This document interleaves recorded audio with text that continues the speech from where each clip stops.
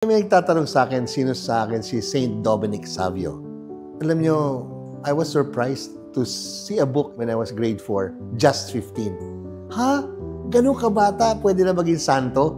Well, we have today, Carlo Acutis. So what do you mean by bata palang santo na? Well, you know, Don Bosco found out that he was really a good boy. But sabi niya, it's not enough to be mabait. Dapat makabuti ka.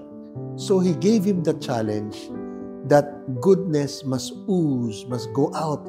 And that means he must help other friends, peers, to become good like him. And that way, he created a community of disciples, ika nga, of Don Bosco. You know, one thing lang na hiningi sa community to receive communion more often. He was the disciple of the Eucharist.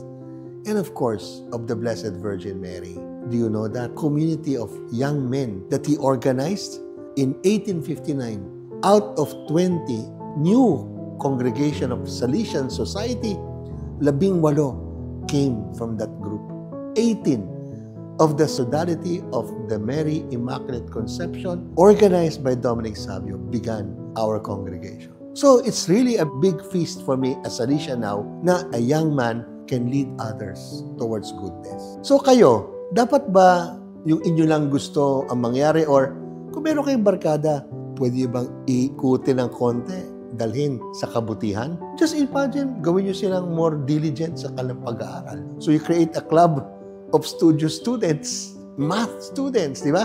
And yet, they're doing their duties better. Then, you help them to become a saint.